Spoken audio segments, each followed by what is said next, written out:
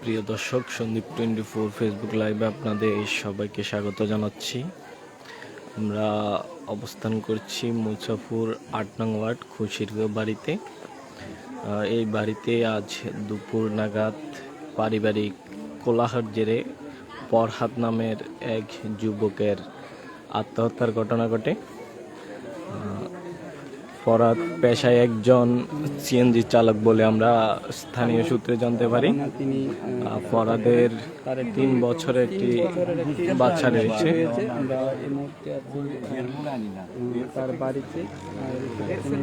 স্বজনদের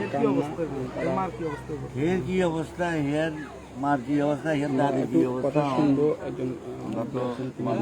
আমরা এখন কথা শুনছি ফরহাদের একজন শুভাকাঙ্ক্ষী শালি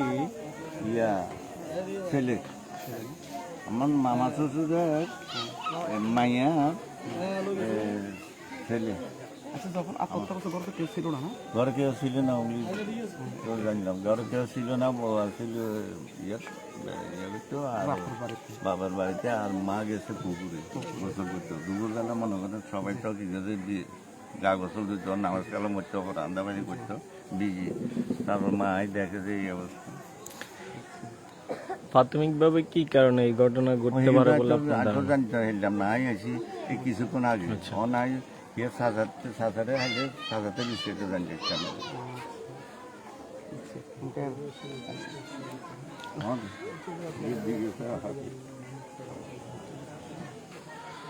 কি উপায়, এর দাদিকে কি উপায়?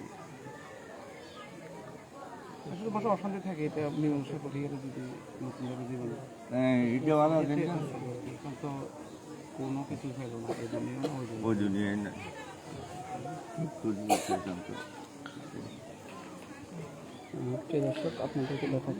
প্রিয় দর্শক, আপনারা শুনছিলেন ফরহাদের একজন শুভাকাঙ্ক্ষীর বক্তব্য। আমরা স্থানীয় সূত্রে জানতে পারি তার ফ্যামিলির সাথে কয়েকদিন ধরেই ফরহাদের পারিবারিক অশান্তির মধ্য দিয়ে জীবন কাটছিল।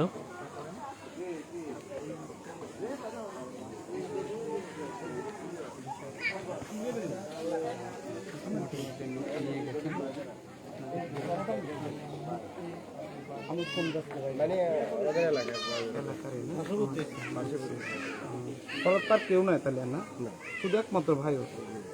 মার কি অবস্থা এখন? আল্লাহ যা করে বাড়ালে মনে করেন ওনার আর কেউ নেই। আমি কি পরিবার একটু একটু ঝামেলা ছিল না? করতে পারি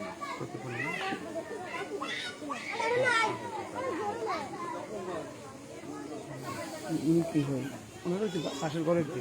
না না, বাড়িওয়ালা কি? বাড়িওয়ালা না না কি আমাদের পাশের বাড়ি। পাশের বাড়ি? আপনার লিস্টে কি বাড়ি লিস্টে হয় না? বাড়ি লিস্টে